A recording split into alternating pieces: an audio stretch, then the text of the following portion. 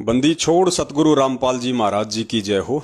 परमपिता परमेश्वर सारी सृष्टि के रचनहार, कुल मालिक, असंख्य ब्रह्मांडों के रचयिता, परम पूज्य सतगुरु रामपाल जी महाराज जी के चरण कमलों में दास का कोटि कोटि दंडवत प्रणाम।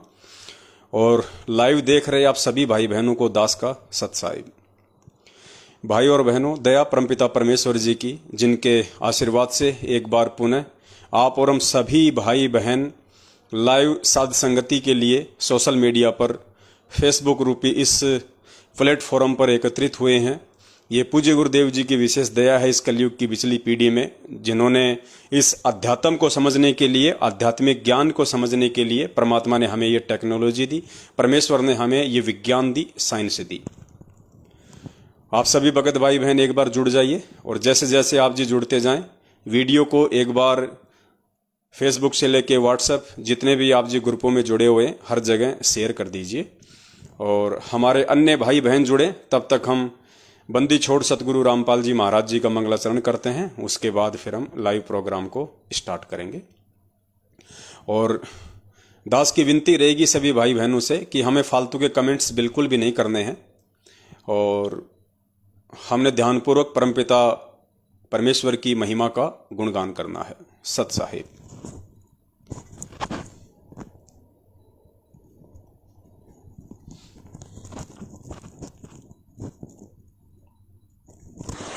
सत साहिब। बंदी छोड़ कबीर साहिब की जय। बंदी छोड़ गरीबदास जी महाराज की जय। स्वामी रामदेवानंद जी महाराज की जय। बंदी छोड़ सतगुरु रामपाल जी महाराज की जय। सर्व संतों की जय, सर्व भक्तों की जय, धर्मी पुरुषों की जय, श्री काशी धाम की जय, श्री छुड़ानी धाम की जय, श्री करोथा धाम की जय। सत साहिब। ग्रीव नमो नमो सतपुर सकूं, नमस्कार गुरु के नहीं, सुर नर मुनि जन साधवा, संतों सर्व सुधी नहीं, सतगुरु साहिब संत सब डंडो तुम प्रणामे, आगे पीछे मध्य हुए तिनको जा कुर्बान, निराकार निर्विषम काल जाल भंजन, निर्लेपम निज नीर गुणम, अकल अनुप सोन दुनम, सोहम सुरति समाप्तम, सकल समाधान बेपरवाह था है वार पार नहीं मत, तुम ग्रीव जो सुमर सिद्ध होई, गणनायक गलता ना करो पारस पद परवाना, आज गणेश मनाऊं गणनायक देवन देवा, चरण कमल लाऊं आदि अंत कर सेवा, परम शक्ति संगीतम रिद्धि सिद्धिदाता सोई, अविगत गुण अतीतम सत्य पुरुष निर्मोही, जगदम्बा जगदीशम मंगल रूप मुरारी, तन मन अर्पण शीशम भक्ति मुक्ति भंडारी, सुर नर मुनि जन ध्यावे, ब्रह्मा विष्णु महेशा, शेष सहस मुख गावे, पूजय आदि गणेशा, इंद्र कुबेर सरीखा, वरुण धर्म राय जावे, समर्थ जीवन जी का मन इच्छा कर पावे, 33 कोटि अधारा ध्यावे सहस 88, उतरे भव जल पारा, कट है यम की फांसी, 33 कोटि अधारा ध्यावे सहस 88, उतरे भव जल पारा, कट है यम की फांसी।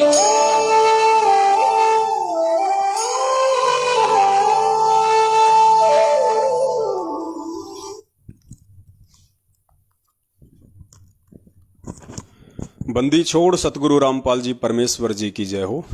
आप सभी परमेश्वर की प्यारी आत्माओं और मुजदास के भाई बहनों को सत साहिब। आज का हमारा लाइव का जो विषय है वो है चरणा अमृत को लेकर। काफ़ी समय से काफ़ी वक्त भाई बहनों की ये शंका थी, जिन्होंने सन 2014 के बाद में सतलोक आश्रम मैनेजमेंट हरियाणा वालों के फर्जी नामदान केंद्र से नाम दीक्षा ली है, या फिर जिन जिन भगत भाई बहनों को कोरोना काल में या उसके बाद में देश विदेश में मोबाइल के माध्यम से ऑनलाइन नाम दीक्षा दिलवाई है। उन सभी की ये शंका है कि भगत जी ये तो बिल्कुल सर्वसिद्ध हो गया है, हर प्रकार से परमेश्वर के आशीर्वाद से हमने सबूत देख लिए हैं कि वर्तमान में हिसार जेल में बैठे हुए परमपिता परमेश्वर सतगुरु रामपाल जी महाराज जी का डीवीडी के माध्यम से नाम दीक्षा देने का और जगह जगह राशन की दुकान की तरह गली गली में जो नाम दीक्षा केंद्र खोले हुए हैं, ये उनकी तरफ से कोई आदेश नहीं है।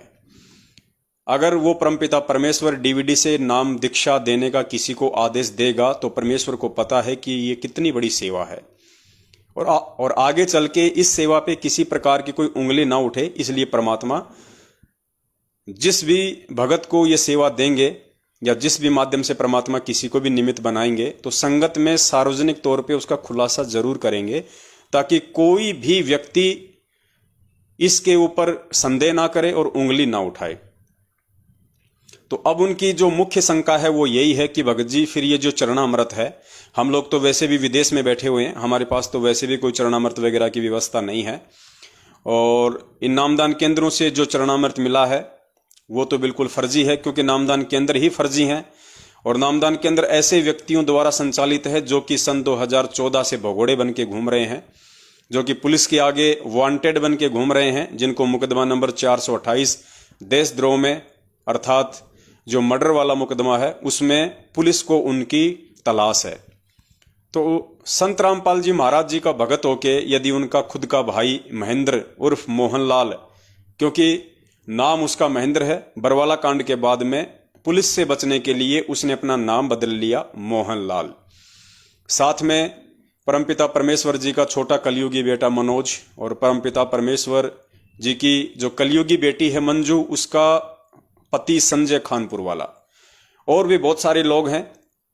ये सारे के सारे लोग वांटेड हैं, भगोड़े हैं, जो अभी तक पुलिस की गिरफ्त से दूर हैं। तो ऐसे व्यक्तियों के द्वारा ये नामदान केंद्र खोले गए हैं, क्योंकि ये सभी के सभी लोग अविश्वासी हैं, इनको अपने गुरुदेव पे विश्वास नहीं है, ना इनको भक्ति पे कोई विश्वास है। अगर इनको भक्ति और भगवान पे विश्वास होता तो आज ये भगोड़े बन के नहीं घूमते, बल्कि अपने परमेश्वर के ज्ञान आधार से सच्चाई के रास्ते पे चलते हुए ये प्रशासन का सामना करते, ये कोर्ट का सामना करते। तो ये तो सर्वसिद्ध है कि इन भगोड़ों के द्वारा खोले गए नामदान केंद्र सही नहीं हो सकते, 100% ये फर्जी हैं। तो अब जो चरणामृत हमें जो मिला है इन नामदान केंद्रों से, उसको हम कैसे सही मान सकते हैं? 100% वो भी पूज्य गुरुदेव जी का नहीं हो सकता, और अगर पूज्य गुरुदेव जी का है भी तो वो काम नहीं करेगा, क्योंकि ये वही लोग हैं जिन लोगों ने बरवाला कांड के माध्यम से पूज्य गुरुदेव जी को जेल में बैठाया। तो इन लोगों के ऊपर उस परमात्मा की मेहर नहीं है, वो परमात्मा इन लोगों से रुष्ट है, दुखी है, क्योंकि इन्होंने अपने कुकर्मों से, मनमानी हरकतों से, बरवाला कांड में जो इन्होंने कुकर्म किए, भगत समाज को काले कपड़े पहना के हाथों में हथियार देके जो कमांडो बनाया, पुलिस वालों के साथ में लड़ाया भिड़ाया, कोर्टों में परमपिता परमेश्वर का झूठा सर्टिफिकेट ये लोग पेश करते रहे, तारीखों पे तारीखें ये लोग लेते रहे, ताकि प्रशासन अपनी खामोशी तोड़े और बरवाला पे अटैक करे और संत रामपाल जी महाराज जी को जेल हो। ऐसा उस काल भगवान की साजिश थी, और काल भगवान ने पूज्य गुरुदेव जी के परिवार वालों को अपनी इस साजिश में मोहरा बनाया, निमित्त बनाया अपने एजेंट के रूप में, और वो सफल भी हुआ। लेकिन उनकी सफलता के पीछे परमपिता परमेश्वर का बहुत बड़ा हाथ होता है। परमात्मा भी यही चाहते हैं कि ये भी थोड़े दिन खुश हो ले, और मैं भी अपने बच्चों की परीक्षा ले लेता हूं जो मैंने 27 साल से इनको ज्ञान दिया है। तो पुण्यात्माओं, 2006 के करोथा कांड के विषय में भी पूज्य गुरुदेव जी ने यही कहा था कि ये जो करोथा कांड था ये काल भगवान का झकझोल था, और उस परमपिता परमेश्वर ने इसी बहाने अपने हीरों की परीक्षा कर ली, अपने बच्चों की परीक्षा कर ली कि अभी मेरे बच्चे कितने कच्चे हैं और कितने पक्के हैं। तो ठीक इसी प्रकार 2014 का बरवाला कांड भी उन्हीं काल एजेंटों का कराया एक घटनाक्रम था, और वो परमपिता परमेश्वर सतगुरु रामपाल जी भगवान भी यही चाहते थे कि चलो कोई बात नहीं, 27 साल हो गई हैं, चलो इसी बहाने मैं भी अपने बच्चों की परीक्षा ले लेता हूं कि मेरे बच्चे मुझे कितना पहचान पाए हैं, मेरे बच्चे आदेशों के गुलाम बने हुए हैं या फिर मेरे ज्ञान के गुलाम हैं। क्योंकि आज मैं हूं तो आदेश देता रहूंगा, कल को मैं चला जाऊंगा तो फिर कौन आदेश देगा, और मेरे आदेशों के गुलाम यदि ये बने रहेंगे तो फिर ज्ञान को आधार नहीं बना पाएंगे और कभी भी ये लोग सतलोक नहीं आ पाएंगे और ना ही आने वाली पीढ़ियां आ पाएंगी। तो बहुत सारी बातें थी इसमें। तो पुण्यात्माओं, आज का हमारा जो विषय है वो चरणा अमृत को लेके है। और उससे पहले एक भाई हैं, उनका नाम निकल गया, मैं देख नहीं पाया, कमेंट्स कर रहे थे। वो कह रहे थे कि भगत जी, कबीर परमात्मा ने काल भगवान से झूठ क्यों बोला कि बिचली पीढ़ी में मेरा हंस जाएगा। क्योंकि बहुत सी बार आप लोगों ने परमपिता परमेश्वर का वो सत्संग सुना होगा जिसमें परमात्मा ने धर्मदास जी को सच्चाई बताई थी। जब धर्मदास जी डगमग होने लगे थे तो परमात्मा ने उनका दिल डांटने के लिए उनको कहा था कि भाई तू घबरा मत और मैं तुझे सच्चाई बताता हूं। और परमेश्वर ने धर्मदास जी से कहा कि धर्मदास, 12वें पंथ में आगे चल के मैं खुद ही आऊंगा, मेरा कोई हंस नहीं आएगा, मेरा कोई संत नहीं आएगा, क्योंकि परमेश्वर के काम परमेश्वर ही किया करते हैं। फिर पूज्य गुरुदेव जी ने कहा कि धर्मदास को तो परमात्मा ने सच्चाई बता दी और फिर उस परमात्मा ने काल के आगे थोड़ा सा ये छुपाया था कि मेरा संत जाएगा, मेरा हंस जाएगा। तो भाई का सवाल है कि परमपिता परमेश्वर ने ऐसा झूठ क्यों बोला। हो सकता है भाई अभी नए नए परमपिता परमेश्वर की शरण में आए हों, या हो सकता अभी ये भाई केवल सत्संग ही सुन रहे हों। तो मन में ऐसी शंका होना जायज सी बात है, कोई बड़ी बात नहीं है। लेकिन झूठ शब्द उस परमपिता परमेश्वर की डिक्शनरी में नहीं होता है। ये उस परमपिता परमेश्वर के 100 छल छिद्र में आता है। परमात्मा कहते हैं, 100 छल छिद्र मैं करूं अपने जन के काज, हिरणाकुश उदर विदारिया, नरसिंह जूं धर लूं साज। तो ये 100 छल छिद्र में आता है परमात्मा के। पहले आप ये सत्संग सुन लीजिए जिसमें परमात्मा ने धर्मदास जी को पहले ही कह दिया था कि आगे चल के 12वें पंथ में मैं स्वयं ही आऊंगा। अर्थात आज हमारे पूज्य गुरुदेव जी के रूप में स्वयं कबीर परमेश्वर ही धरती पे प्रकट हैं। तो परमात्मा ने कहा था कि चौथा युग जब कलयुग आवेगा तब हम अपना एक दास भेजेंगे। अब वहां काल के सामने परमात्मा ने कहा कि हम अपना दास भेजेंगे। और कबीर वाणी चैप्टर में परमात्मा ने धर्मदास जी से, जब धर्मदास जी घने चिंतित हो गए थे कि हे परमात्मा, आपने सतनाम और सारनाम गुप्त रख दिया और इसके बिना मोक्ष नहीं हो सकता। आपने मुझ किंकर के ऊपर दया करी दास पे और 42 वंश भी पीढ़ी बख्श दी, मेरी वंश चलेगा। तो हे परमात्मा, सारनाम और सतनाम बिना पार नहीं हो सकते, तो मेरे बच्चे कैसे पार होंगे। ऐसे कलेजा पकड़ के बैठ गया। परमात्मा ने सोचा भाई ये घना दुखी हो गया। तब परमेश्वर ने कहा कि सुन ले, काल ने क्या कहा था, 12 पंथ करूं मैं साजा, नाम तुम्हारा ले करूं आवाजा। 12 पंथ नाम जो लेगी, हमरे मुख में आन समोही। जाओ जोग जीत संसारा, जीवन माने कहा तुम्हारा। जीव तुम्हारा कहा न माने, हमारी ओढ़ हो बाद बखाने। अब इतना समय नहीं रहा, मैं वो सारे प्रमाण आज नहीं दिखा पाऊंगा आपको कि 12 पंथ कौन कौन से हैं। तो 12 पंथ, 12वां पंथ गरीबदास पंथ बताया है, लिखा कवि सागर में। तो परमात्मा ने कहा तू चिंता ना कर धर्मदास, जब 5500 वर्ष कलयुग बीत जाएगा तब या बिचली पीढ़ी आवेगी और बिचली पीढ़ी तक यू ज्ञान और तत्व ज्ञान और सतनाम सारनाम कति गुप्त रखना है, नहीं तो काल के दूतों का हाथ लग जाएगा, मेरा सारा मिशन खराब हो जाएगा। तो परमात्मा ने देखा कि यू बिल्कुल चिंतित हो गया घना। तब परमेश्वर ने कहा धर्मदास, जब साची बताऊं तेरे, तब धर्मदास ने कहा कि भगवान आज कितना अच्छा समय है, कलयुग स्टार्ट है सन 1398 में और 1512 तक है। और आज भी लोग ना मानते और आप कह रहे हो आगे तो भयंकर कलयुग पैदा कर देगा, काल ऐसा जुल्म कर देगा, हाहाकार मच जाएगी, इंसान कृत नहीं हो जाएंगे। तो उस समय कैसे पार होंगे। आज तो आप भी विद्वान हैं और फिर भी ना मान रहे ये लोग। तो परमात्मा ने कहा जब 5500 वर्ष कलयुग बीतेगा और बर्मा वंश चल चुका होगा इस काल का, यानी गरीबदास पंथ तक, तो उस बर्म में पंथ में मैं आऊंगा स्वयं और फिर सभी पंथों को खत्म करके एक पंथ बनाऊंगा और सारी सृष्टि मेरा ही नाम लेगी। तेरे 42 वंश क्या सारी सृष्टि न पार करूंगा धर्मदास, 42 की चिंता छोड़ तू। तब उसका दिल डटा था और काल के सामने परमात्मा ने थोड़ा सा भेद रखा कि मैं अपना अंश भेजूंगा।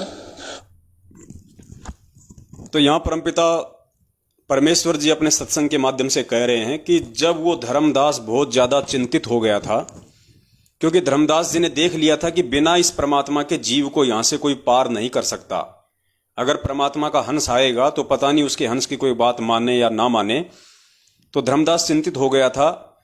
तो परमेश्वर ने उसकी चिंता को समाप्त करने के लिए उसको यथार्थता बताई, उसको सच्चाई बताई कि धर्मदास, जब 12वां पंथ चल चुका होगा तो 12वें पंथ में आगे चल के मैं स्वयं ही आऊंगा। तो 17 फरवरी 1988 को परमपिता परमेश्वर सतगुरु रामपाल जी महाराज जी, जो कि 8 सितंबर 1951 को ही धरती पे प्रकट हो चुके थे, 38 वर्ष बाद में 17 फरवरी 1988 को वे स्वामी रामदेवानंद जी महाराज जी को निमित्त बना के उन्होंने अपना मुंह बोला गुरु उनको बनाया और 12वें पंथ में उन्होंने एंट्री की। तो स्वयं उस परमात्मा ने ही एंट्री की, स्वयं वो परमात्मा ही धरती पे आया हुआ है। अब काल को जो परमेश्वर ने कहा था कि मेरा हंस जाएगा, तो वो भी बात बिल्कुल सही है, क्योंकि भगवान ना झूठ बोलता है ना वो झूठा होता है। तो वो भी बिल्कुल सही है, क्योंकि उस काल के सामने वो परमात्मा जब थे, जिस समय वार्ता हो रही थी, उस समय वो परमात्मा अपने ही पुत्र जोगजीत जी के रूप में थे और उन्होंने कहा था कि मैं अपना अंश भेजूंगा। तो पुण्यात्माओं, स्वयं तो वो परमात्मा काल के सामने आ नहीं सकता, क्योंकि उनको काल की औकात का पता है कि यदि मैं अपने वास्तविक रूप में इस काल के सामने आ गया तो इसका कलेजा फट जाएगा, इसका कलेजा फट जाएगा अगर मैं इसके सामने आ गया तो। इसलिए परमात्मा हमेशा अपने आप को छुपाते हुए ही इस पृथ्वी लोक पे आते हैं। और भगत जी, आज परमात्मा सतगुरु रामपाल जी महाराज जी के चोले में है, अर्थात वो कबीर परमात्मा जो सतलोक में बैठा है अपने वास्तविक रूप में, उस रूप को हल्का करके आज वो परमात्मा सतगुरु रामपाल जी महाराज जी के रूप में धरती पे प्रकट हैं। तो काल को यही है कि हाँ, वो परमात्मा तो स्वयं नहीं आया हुआ है धरती पे, उस परमात्मा का कोई अंश, उस परमात्मा का कोई हंस, उस परमात्मा का कोई दूत जरूर इस पृथ्वी पे आया हुआ है।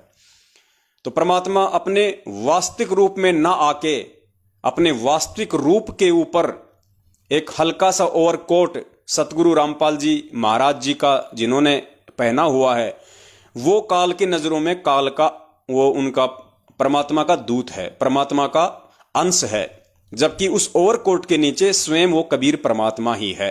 तो भगत जी, स्वयं वो कबीर भगवान इस पृथ्वी पे प्रकट है और काल की नजरों में उस परमात्मा का दूत है, परमात्मा का अंश इस पृथ्वी पे ज्ञान दे रहा है। तो दोनों स्थिति में परमात्मा ने झूठ नहीं बोला है। परमात्मा ने धर्मदास जी को जो कहा कि मैं स्वयं ही आऊंगा, तो परमेश्वर स्वयं ही आए हुए हैं। और काल को कहा कि मेरा दूत जाएगा, मेरा अंश जाएगा, तो परमेश्वर अपने वास्तविक रूप को छुपा के सतगुरु रामपाल जी महाराज जी का चोला पहन के इस पृथ्वी पे प्रकट हैं। तो काल की नजरों में उस परमात्मा का अंश है, उस परमात्मा का हंस है, उस परमात्मा का दूत है संत रामपाल जी महाराज। तो इस प्रकार से भगत जी हमने इस अध्यात्म को समझना है, क्योंकि परमेश्वर ने जो वचन बोल दिया वो अटल सत्य है, वो झूठ हो ही नहीं सकता, सोचना भी मूर्खता होगी। तो ये भाई का एक छोटा सा सवाल था।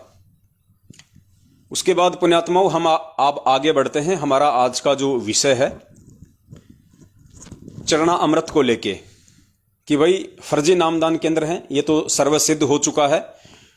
तो इन फर्जी नामदान केंद्रों पे मिलने वाली वस्तुएं भी फर्जी ही होंगी। परमपिता परमेश्वर का जब इनके ऊपर कोई आशीर्वाद ही नहीं है, कोई मेहर ही नहीं है, और उस मालिक को जेल में बैठा के इन लोगों ने काल एजेंट बन के मनमुखी रूप से अपने धार्मिक धंधे के विस्तार के लिए जगह जगह जो ये राशन की दुकान की तरह सेंटर खोल रखे हैं, तो ये तो फर्जी है ही हैं। इन पे परमात्मा की कोई मेहर नहीं है, तो चरणामृत भी सही नहीं हो सकता।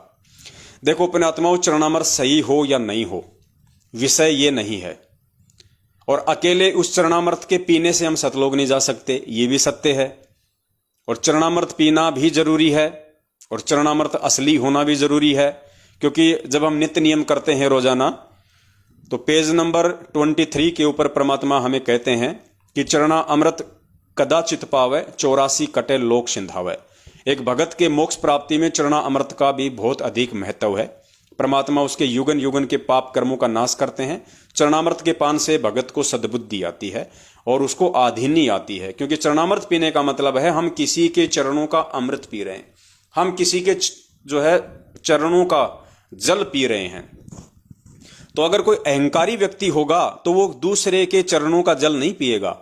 इसलिए परमात्मा भगत के भक्ति भाव को चेक करने के लिए परमात्मा एक भगत के अंदर जो अभिमान या मान बड़ाई रूपी जो कीड़ा होता है थोड़ा बहुत, उसको परमात्मा शांत करने के लिए, उसको नष्ट करने के लिए अपना चरणा अमृत देते हैं। तो अगर किसी ने भक्ति करनी होगी और जिस व्यक्ति ने अपने आप को उस परमपिता परमेश्वर का कुत्ता समझ लिया होगा, अपने आप को 2 कोटि का जीव और अपने पूज्य गुरुदेव जी को परमात्मा मान लिया होगा, तो उसको अपने पूज्य गुरुदेव जी का चरणामृत पीने में कहीं कोई संकोच नहीं होगा। इसलिए परमात्मा उस भगत के अभिमान को चेक करने के लिए, उसकी मान बढ़ाई को चेक करने के लिए, उसकी आधीनी को चेक करने के लिए चरणा अमृत देते हैं भगत जी। अब चरणामृत के विषय में आपने काफी बार परमपिता परमेश्वर जी के मुख कमल से एक वीडियो सुना होगा, जिसमें परमात्मा कहते हैं कि एक तरफ तो आप अपने गुरु को मानुष मान रहे हो और दूसरी तरफ आप उनके चरणों का अमृत पी रहे हो, चरणा अमृत भी पी रहे हो। तो परमात्मा कहते हैं वो भगत भी पार नहीं हो पाएगा।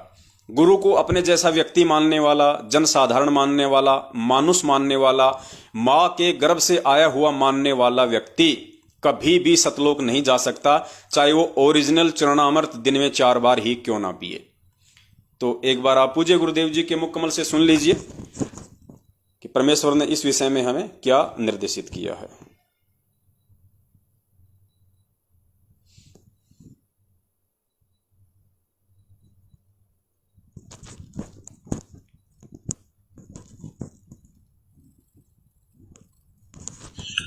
कबीर गुरु को मानुष जोगने और चरणामृत को पाने, ते नर नरक जाएंगे हे जन्म जन्म होए समान।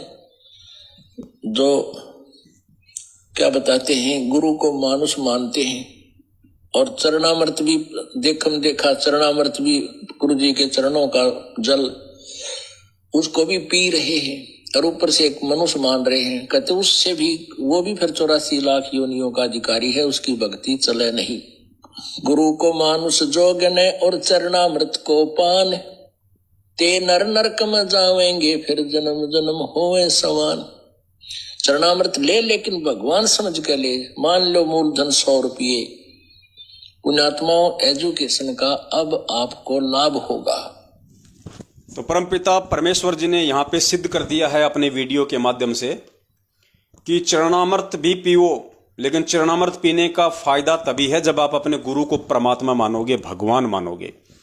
अगर आप उनका जन्मदिन मनाते हो, आप उनका अवतरण दिवस मनाते हो, उनको एक माँ के गर्भ से आया हुआ मानते हो, या उस कबीर परमात्मा का भेजा हुआ कोई संत मानते हो, और उसके बाद यदि आप उनका चरणामृत भी पीते हो, तो वो चरणामृत आपके लिए पानी के बराबर है, आपके ऊपर कोई काम नहीं करेगा। आप 84 लाख योनियों के अधिकारी हो परमेश्वर की इस वाणी के अनुसार। दूसरा, परमात्मा ने यह भी कहा कि गुरु को मानुष मान के आप कभी भी सतलोक नहीं जा सकते हैं, और आपके मन में आज नहीं तो कल कभी न कभी दोष जरूर आएगा। किस व्यक्ति के? जो गुरु को मानुष मानेगा, जो गुरु को परमेश्वर नहीं मानेगा, भगवान नहीं मानेगा, सारी सृष्टि का रचनहार नहीं मानेगा, गुरु को सौद स्वरूपी नहीं मानेगा, गुरु को तेज पुंज वाला परमेश्वर नहीं मानेगा। पूज्य गुरुदेव जी कह रहे हैं कि ऐसे भगत के मन में एक ना एक दिन अपने गुरु के प्रति दोष जरूर आएगा। और पुण्यात्माओं, जब गुरु के प्रति ही दोष आ गया तो ये मानव जीवन ही बेकार हो गया, फिर कोई फायदा नहीं हुआ फिर इतने वर्ष तक भक्ति करने का। सुनिए पूज्य गुरुदेव जी के मुख कमल से। परमात्मा बताते हैं, गुरु मानुष कर जानते, ते नर कहिए अंधे, ओवे दुखी संसार में आगे यम के फंदे। गुरु को मानुष कर जानते तो ते नर कहिए अंधे। और फिर होवे दुखी संसार में, फिर काल के फंद। पुणात्मा, हमने गुरु जी को परमात्मा मानना पड़ेगा। परमात्मा मानने से हमारी यह प्रॉब्लम सोल्व होएगी, नहीं तो नहीं हो सकती। हम अपने ही जैसा गुरु को माने, एक मानुष रूप मान करके हम यदि उसके साथ रहेंगे तो कभी ना कभी दोष आपके मन में आवेगा। कभी ना कभी दोष आपके मन में आवेगा। कब? यदि आप गुरु को अपने जैसा मानुष मान के उनके साथ रहोगे, उनकी भक्ति करोगे। तो पूज्य गुरुदेव जी कह रहे हैं कि आज नहीं तो कल आपके अंदर दोष आएगा ही आएगा। और पुण्यात्माओं, जब गुरु भगवान के प्रति ही दोष आ गया तो फिर धिक्कार है उसका जीवन। तो पुण्यात्माओं, चरणामृत के विषय में आज का जो वीडियो बनेगा, उससे पहले आप जियों को ये चीज जानना अति आवश्यक है और आपकी अंतरात्मा में ये बात बैठना अति आवश्यक है कि गुरु ही परमात्मा है, गुरु ही भगवान है। सतगुरु रामपाल जी महाराज ही सारी सृष्टि का रचनहार है। स्वयं वो कबीर परमात्मा है जो चारों युगों में आता है। आज वही कबीर परमात्मा अपने तेज पुंज के शरीर को हल्का करके सतगुरु रामपाल जी महाराज जी के चोले में धरती पे प्रकट है। जब तक पुण्यात्माओं ये प्रकट और जन्म, ये जो दो शब्द हैं, इनमें से एक शब्द जन्म को जब तक आप जी अपने दिलो दिमाग से कैंसिल नहीं कर दोगे, तब तक पुण्यात्माओं ये चरणामृत आप लोगों के ऊपर काम नहीं करेगा, आप लोगों के ऊपर असर नहीं करेगा, चाहे आप रोज चरणामृत पियो आप, क्योंकि ये परमेश्वर की वाणियां हैं। और गुरुदेव कहते हैं कि ये डूम भाट के गीत नहीं है जो आपके मनोरंजन के लिए सुनाए जा रहे हैं। इन चीजों को जब तक आप अपने हृदय में नहीं संभालोगे, तब तक पुण्यात्माओं ये जो मंत्र हैं जो पूरी सृष्टि में किसी के पास नहीं है, स्वयं वो परमात्मा ही आके इन मंत्रों को दान करता है, ये मंत्र भी उस दिन से आपके ऊपर पूर्णतया काम करने लग जाएंगे। जब तक आप अपने गुरु को मानुष मानेंगे, मां के गर्भ से आया हुआ मानेंगे, अपने जैसा व्यक्ति मानेंगे, कबीर परमात्मा का भेजा हुआ संत मानेंगे पुण्यात्माओं, तब तक ये जो मंत्र हैं, चाहे प्रथम मंत्र हो चाहे सतनाम मंत्र हो, सारनाम तो अभी तक गुरुदेव ने किसी को दिया ही नहीं सिवाय एक आत्मा के, और वो आत्मा थी हमारे दादा गुरुदेव स्वामी रामदेवानंद जी महाराज, जिनको सतगुरु रामपाल जी महाराज जी ने सारनाम और सार शब्द देके इस काल लोक से सतलोक भेजा। केवल वही आत्मा सारनाम की अधिकारी थी। और आज वर्तमान में यदि सारनाम का कोई अधिकारी बनने जा रहा है तो परमपिता परमेश्वर के सत्सेवक हैं जो साध संगति से जुड़े हुए हैं, और साध संगति से जुड़ के जिन्होंने गुरु और परमात्मा के बीच की खाई को लगभग मिटा दिया है। आज उन्हें अपने गुरुदेव में कबीर परमेश्वर के दर्शन होते हैं, ना कि अपने गुरुदेव में उस कबीर परमात्मा के भेजे हुए किसी संत के दर्शन होते हैं। तो ये भक्ति का मूल है, ये भक्ति की रीढ़ की हड्डी है। ये सत भक्ति हमें तब तक समझ में नहीं आ सकती और इस सत भक्ति से जुड़कर हम तब तक इसका फायदा नहीं उठा सकते जब तक हम गुरु और परमात्मा के बीच की खाई को मिटा नहीं देंगे।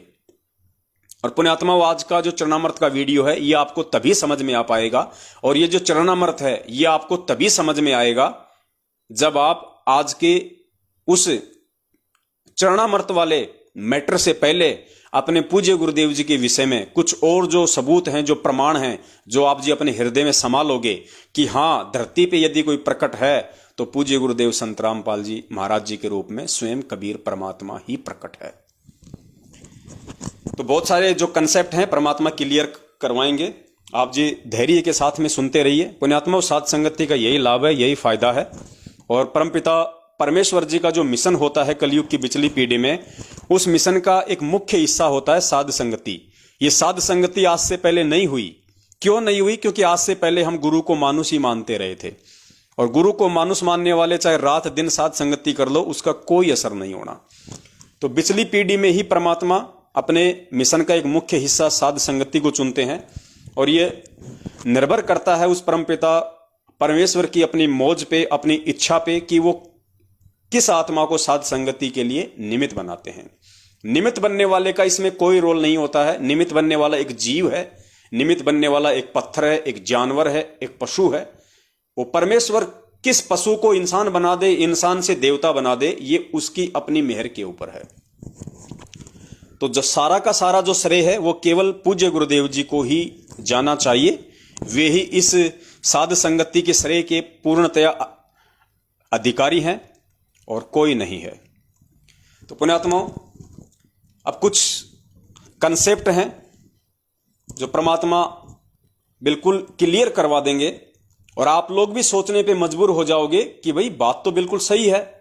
हम तो रात दिन ये वाणियां पढ़ा करते हैं, लेकिन हमें तो समझ में नहीं थी ये सारी बातें। हमने कभी विचार ही नहीं किया इन बातों पे, क्योंकि बहुत सारे भगत भाई बहन इसी शंका में डूबे हुए हैं। उनकी मुख्य शंका सिर्फ यही है कि संत रामपाल जी महाराज जी का 8 सितंबर 1951 के दिन तो जन्म हुआ है और 1997 में जब उनको मार्च के महीने में सतलोक से कबीर परमात्मा आके मिले, उस समय संत रामपाल जी महाराज की आत्मा को सतलोक भेज दिया गया और 1997 से संत रामपाल जी महाराज जी के रूप में, उनके चोले में, उनके शरीर में या उनका रूप बना के खुद वो कबीर परमात्मा धरती पे प्रकट है। ये उनकी मुख्य शंका है। जबकि आज से पहले परमात्मा ने बहुत सारे वीडियो इस पे बनवा दिए हैं कि भाई परमेश्वर ने केवल उस वाणी को चरितार्थ करना था कि जब आवे 5505 तब ये वचन मेरा होगा साचा, और 5000 अरु 500 जब कलयुग बीत जाए, महापुरुष फरमान तब जग तारन को आए। 650 साल पहले परमेश्वर ने जो वाणी कही थी, उस वाणी को परमात्मा ने आज सही साबित करना था। तो 1997 वाली जो बात परमेश्वर ने अपनी गहरी नजर आध्यात्मिक ज्ञान गंगा पुस्तक के पेज नंबर 538 पे जो लिखा है कि मुझ रामपाल दास को 1997 में कबीर परमात्मा आके मिले, सिर्फ और सिर्फ इस परमात्मा ने ये भूमिका इन वाणियों को सही साबित करने के लिए, जो 650 साल पहले धर्मदास जी के माध्यम से कबीर सागर में लिपिबद्ध करवाई थी, उनको सत्य साबित करने के लिए, उनको चरितार्थ करने के लिए ही परमात्मा ने इस लिखावट का जो है प्रयोग किया है, इस शब्द का परमात्मा ने प्रयोग किया है। अन्यथा परमात्मा तो 8 सितंबर 1951 से ही धरती पे प्रकट है। तो सबसे पहले हम वहीं से शुरुआत करते हैं जो भगत भाई बहनों की मुख्य शंका है।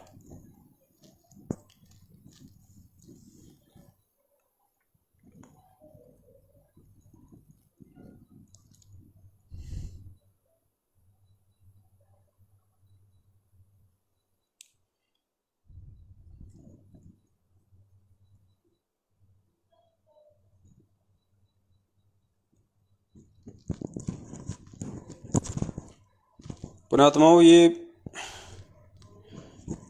पूज्य गुरुदेव जी कहते हैं ना कि अध्यात्म बहुत ज्यादा गहरा है, उलझा हुआ है, और जब तक पुण्यात्माओं हम इसको ज्ञान आधार से परमेश्वर के द्वारा हमें जो बुद्धि दी गई है, जो सत्संग दिए गए हैं, जब तक हम इसको सुलझा नहीं लेंगे पुण्यात्माओं, अध्यात्म में आगे हम बढ़ नहीं सकते।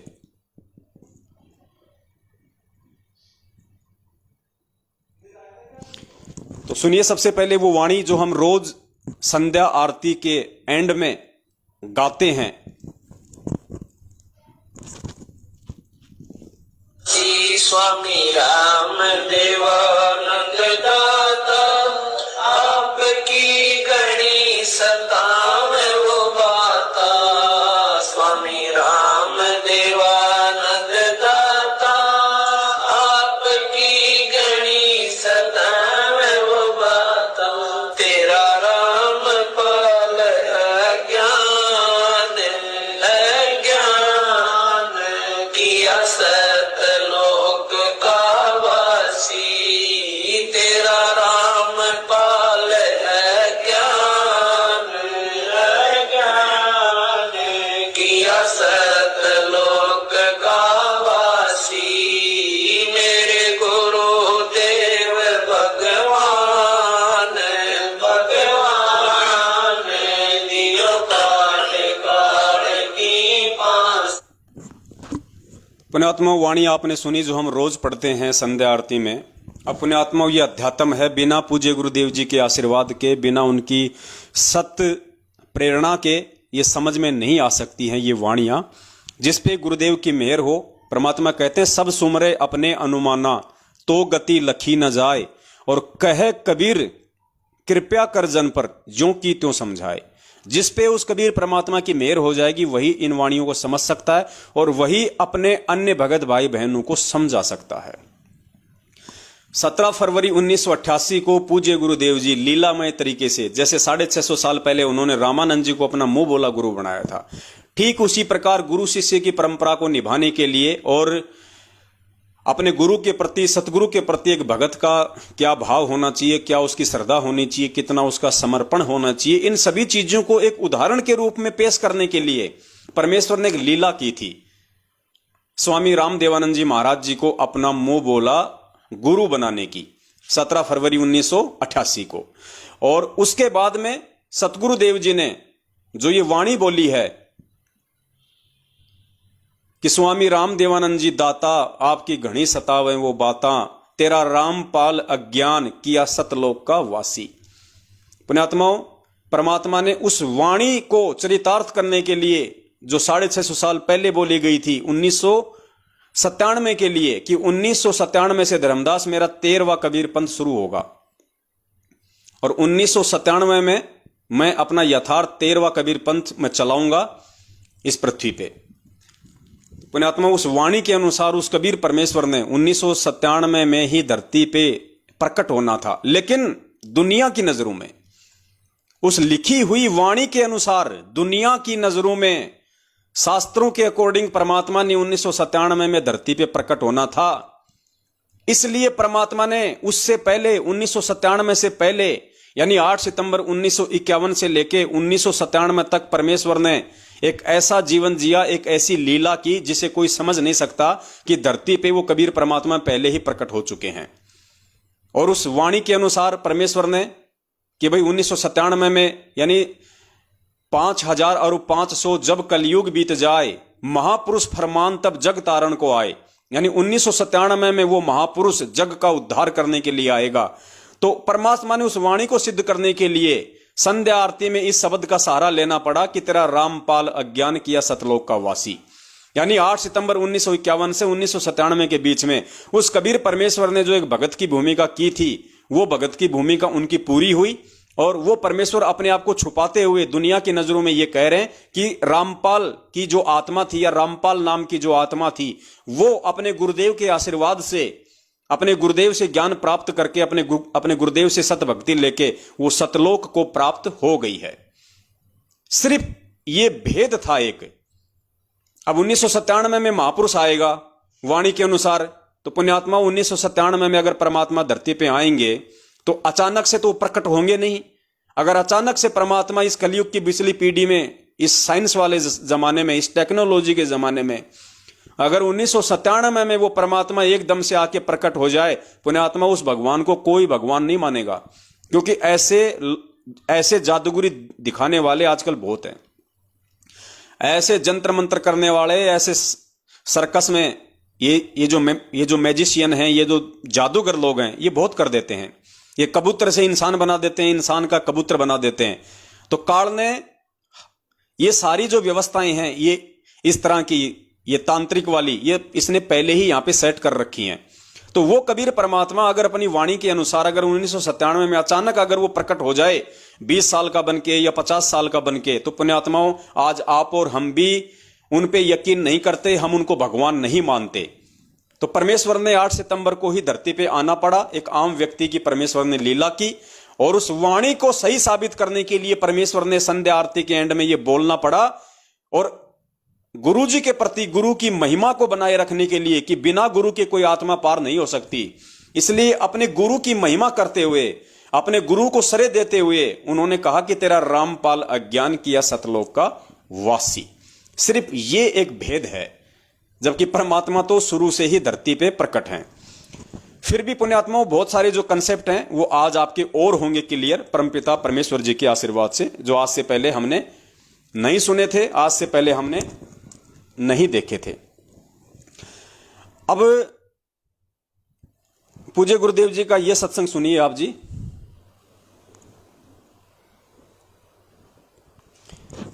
जिसमें परमात्मा स्पष्ट रूप से हमें कह रहे हैं कि पुण्यात्माओं आज तो भगवान आपके सामने आके खड़ा हो गया।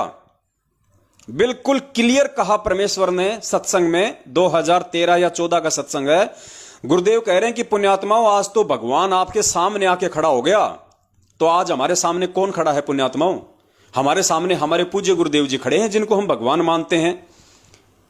तो पूज्य गुरुदेव ने स्पष्ट संकेत कर दिया कि आज तो आपके सामने भगवान आके खड़ा हो गया। और पुण्यात्माओं, अब भी यदि तुम नहीं मानोगे तो तुम पार नहीं हो पाओगे। और परमात्मा ने कहा कि तुमने अब वो धोखा नहीं खाना है जो धोखा तुम 650 साल पहले खा गए। तो सुनो, पूज्य गुरुदेव जी के मुख कमल से स्पष्ट कह रहे हैं परमात्मा कि पुण्यात्माओं, आज तो तुम्हारे सामने भगवान आके खड़ा हो गया। भगवान आके खड़ा हो गया। पुण्यात्माओं, परमात्मा ने 600 वर्ष पहले बताया था, धर्मदास ये जग बोरा ना, कोई न जाने पद निर्वाणा। यही कारण मैं कथा पसारा, सबसे कहिए एक राम नियारा। अब अपनी महिमा आप ही बता रहे हैं। अब मैं तुमसे कहूं चिताई, तेरे देव की उत्पत्ति भाई। कुछ संक्षेप कहूं गहुराई, सब संशय तुमरे मिट जाई। कहते हैं माँ अष्टंगी पिता निरंजन, ये जमदारुण वंशन अंजन। पहले कीन निरंजन राई, पीछे से माया उपजाई। अब ध्यान से सुनना पुण्यात्मा। रूप देख अति शोभा, देव निरंजन तन मन लोभा। निरंजन कीने भोग विलासा, माया को रही तब आशा। 3 पुत्र अष्टंगी जाए, ब्रह्मा विष्णु शिव नाम धराए। अपनात्माओं, एक तो परमात्मा सामने आकर खड़ा हो गया कि आई एम गॉड। कबीर साहब कहते हैं आई एम गॉड। देखो पुण्यात्माओं, ये होते हैं भेद। ऐसे परमात्मा अपने आप को छुपाते हैं। अब गुरु जी क्या कह रहे हैं ये वाणी सुनाने के बाद में कि पुण्यात्माओं, अब तो परमात्मा कति आपके सामने आके खड़ा हो गया। तो हमारे सामने कौन खड़ा है पुण्यात्माओं आज? और फिर पूज्य गुरुदेव जी ने अपने आप को छुपा दिया तुरंत। कबीर जी का नाम लेके अपने आप को तुरंत परमेश्वर ने छुपा दिया। पुण्यात्माओं, यही संकेत होते हैं जो हमें कैच करने हैं, जो हमारे को पकड़ने हैं। क्योंकि परमेश्वर वचनबद्ध हैं। परमात्मा स्पष्ट रूप से अपने आप को परमेश्वर नहीं कहेंगे, वरना पुण्यात्मा पिछली पीढ़ी में आके और ये विशेष ज्ञान देने का, ये टेक्नोलॉजी और शिक्षा देने का कोई औचित्य नहीं रह जाएगा। अगर इसी प्रकार से हाथ पकड़ के ही सतलोक लेके जाना है तो पुण्यात्माओं फिर शिक्षा का कोई महत्व नहीं है। तो परमेश्वर ने अपने आप को भगवान साबित करने में भी कोई कमी नहीं छोड़ी और अपने आप को काल भगवान के सामने जो परमात्मा ने जो उनको वचन दिया था उस आधार से परमात्मा अपने आप को छुपाते भी हैं। तो क्या कह रहे हैं यहां पूज्य गुरुदेव कि पुण्यात्माओं, अब तो भगवान कति आपके सामने आके खड़ा हो गया। और फिर कहते हैं कि वो कबीर भगवान खड़ा हो गया। ध्यान से सुनना। पुण्यात्माओं, एक तो परमात्मा सामने आके खड़ा हो गया, आई एम गॉड। कबीर साहब कहते हैं आई एम गॉड। और बालक तो बालक अंधे से अंधा इन वचनों को सुनकर समझ सकता है कि हु इज गॉड। सबसे पहले हमने ये निर्णय करना है हु इज गॉड। अब ये क्लियर हो गया पूज्य गुरुदेव जी कह रहे हैं कि पुण्यात्माओं, इन वचनों को सुन के, यानी जो सत्संग हमें सुनाए जा रहे हैं 27 वर्षों से, इन वचनों को सुन के बच्चे से बच्चा यानी बालक से बालक भी ये समझ सकता है कि हु इज गॉड, यानी भगवान कौन है धरती पे आज। परमात्मा कहते हैं बालक से बालक भी समझ सकता है। बालक से बालक मतलब जिसको बुद्धि नहीं है, 27 साल से किए गए इतने सत्संग सुन के बालक से बालक व्यक्ति भी समझ सकता है कि हु इज गॉड, कि परमात्मा कौन है। अब गुरुदेव थोड़ी कहेंगे कि वो परमात्मा मैं हूं। फिर सत्संग किस लिए सुनाए जा रहे हैं? तत्व ज्ञान किस लिए दिया गया? ये तत्व ज्ञान रूपी टॉर्च किस लिए दी गई? 27 साल से सत्संग किस लिए सुनाए गए? तो परमात्मा कहते हैं कि इन सत्संगों को सुन के, इन वचनों को सुन के तो बालक से बालक भी समझ सकता है कि हु इज गॉड। एक बार फिर से सुन लीजिए पुण्यात्माओं, और दिल में बैठ जाना चाहिए कि भगवान धरती पे प्रकट है। पुण्यात्माओं, इब तो परमात्मा सामने आके खड़ा हो गया कि आई एम गॉड। कबीर साहब कहते हैं आई एम गॉड। और बालक तो बालक अंधे से अंधा इन वचनों को सुनकर समझ सकता है कि हु इज गॉड। सबसे पहले हमने ये निर्णय करना है हु इज गॉड। अब ये क्लियर हो गया तो सबसे पहले हमने यही निर्णय करना है कि हु इज गॉड। और पुण्यात्माओं, जब हम ये निर्णय कर लेंगे ज्ञान आधार से, साध संगति से, कि संत रामपाल जी महाराज जी इज कंप्लीट गॉड, उसके बाद पुण्यात्माओं आप अपने घर से मटके से अगर एक बोतल में पानी भर के परमात्मा के दरबार में रख देंगे और बंदी छोड़ से अरदास कर लेंगे कि हे परमपिता परमेश्वर, आप धरती पे प्रकट हैं परमात्मा, अब आप अपने आप को छुपा नहीं सकते परमेश्वर। इस ज्ञान आधार से आपने संपूर्ण खुलासा कर दिया है और परमेश्वर दास आपकी शरण में है तन मन धन से। आप मेरे इष्ट हैं, आप मेरे गुरु भगवान है। आपके अलावा सौपन में भी मैं किसी अन्य देवी देवता ब्रह्मा विष्णु महेश दुर्गा और काल का चिंतन नहीं करूंगा। और परमेश्वर इस सामान्य से दिखने वाले जल में परमेश्वर अपनी अमृत वाणी को समाहित कीजिए, परमेश्वर अपने वचन को समाहित कीजिए। पुण्यात्मा, उसी दिन से वो बोतल परमात्मा चरणामृत बना देगा, अमृत जल बना देगा वो। इसके विषय में हम आगे बात करेंगे खुल के। उससे पहले हमारे को ये हृदय में समझ आना चाहिए कि धरती पे कौन है। अब आगे चलिए पुण्यात्माओं, हम दूसरी वाणी को लेते हैं।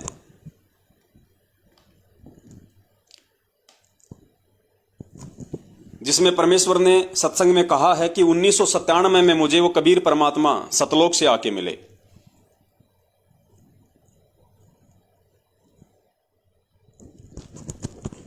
पहले आप जी ये छोटा सा सत्संग सुनिए परमात्मा का,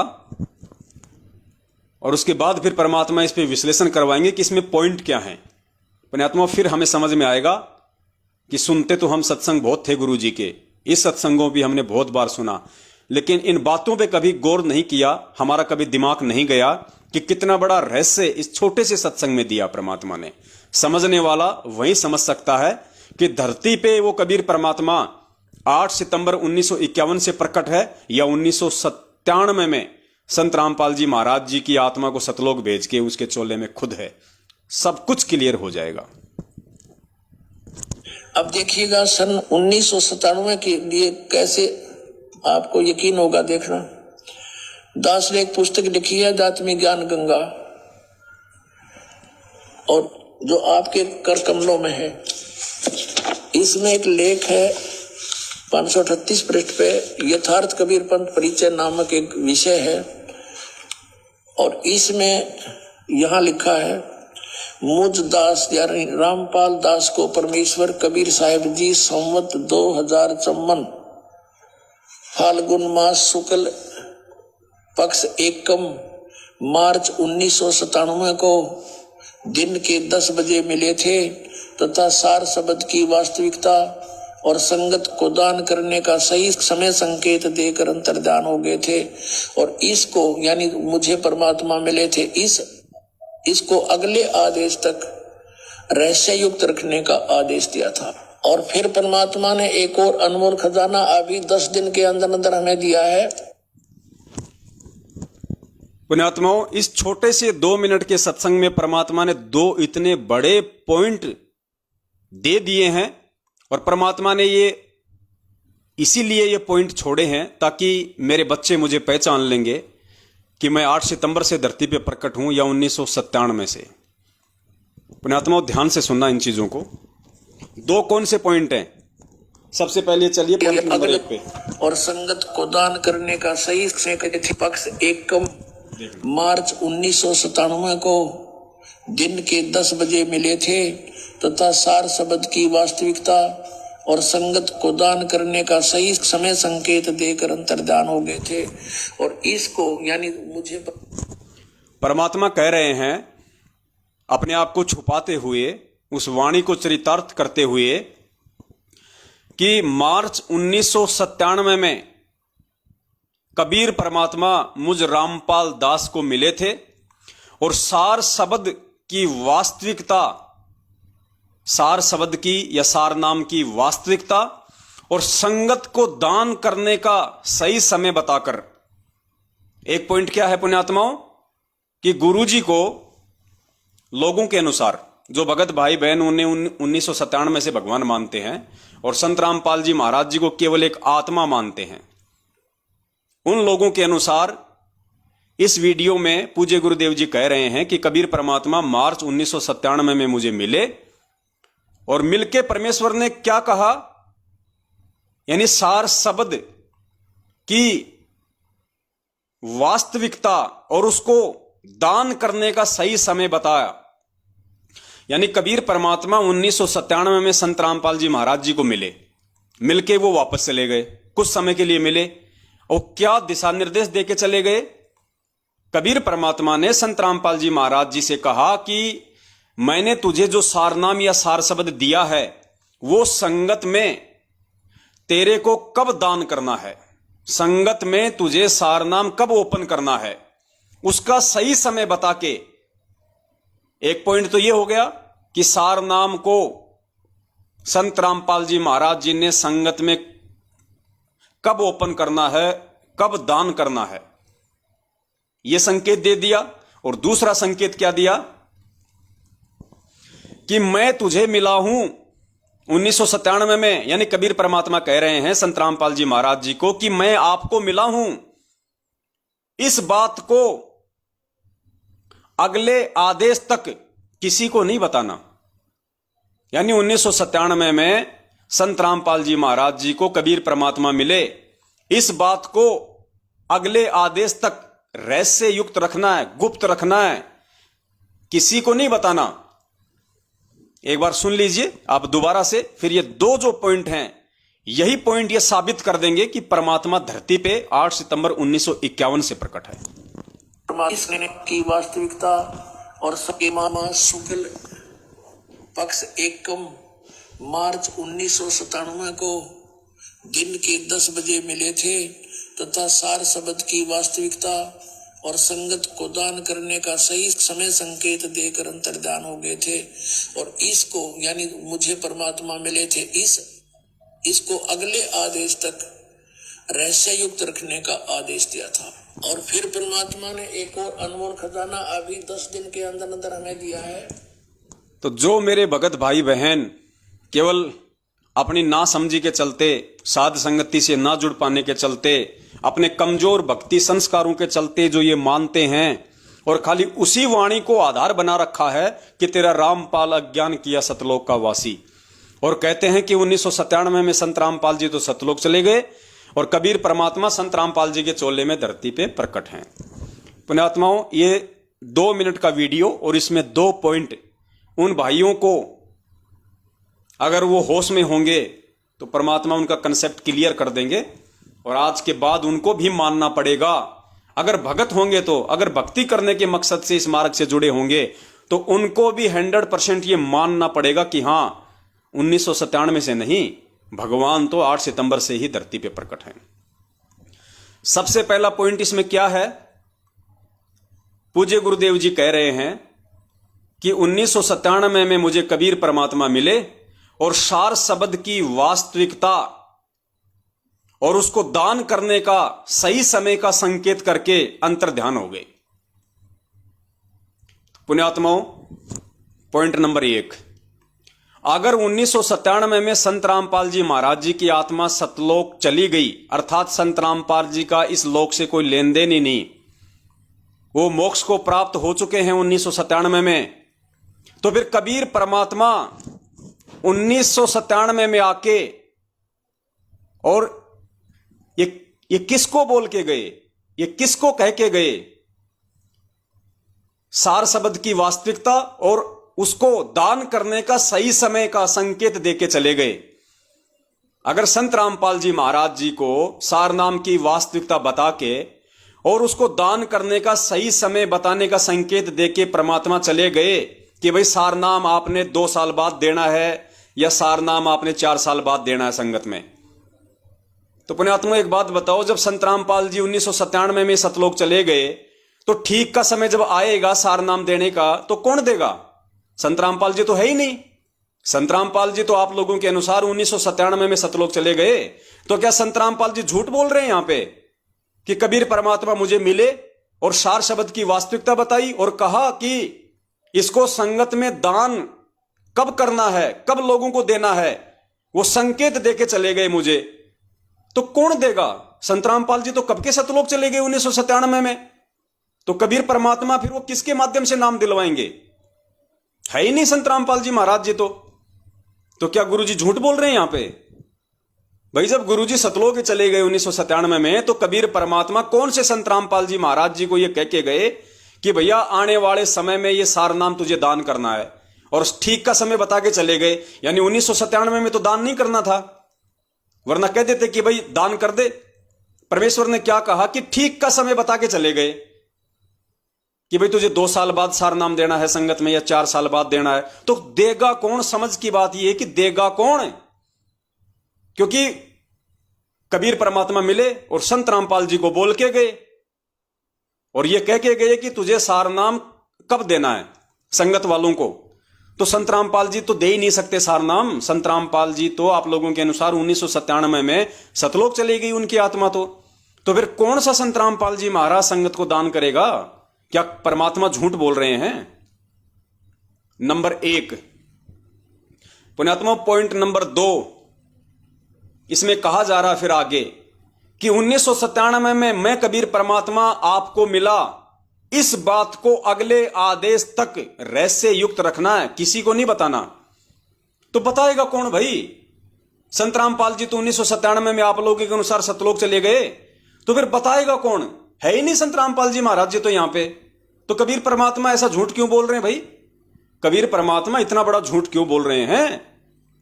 वो तो संत रामपाल जी से कह रहे हैं कि अभी किसी को मत बताना कि मैं तुझे मिला हूं, अगले आदेश तक, अर्थात जब तक मैं तुझे दोबारा ना मिलूं आके, और मैं तुझे ना कह दूं कि हां अब उस बात को ओपन कर दे जो मैं तुझे 97 में मिला था।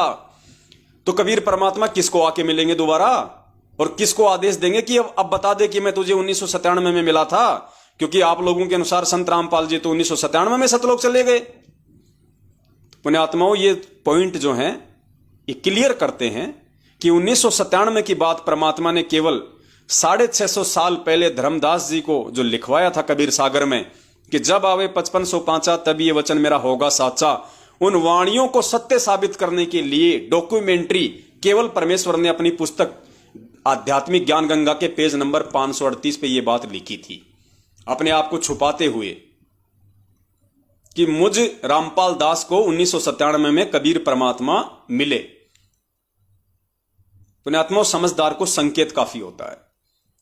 दूसरा, अभी भी अगर आप लोगों के समझ में नहीं आई है ये बात, तो परमात्मा ने कोई कमी नहीं छोड़ रखी है, इतने भेद दे रखे हैं परमेश्वर ने।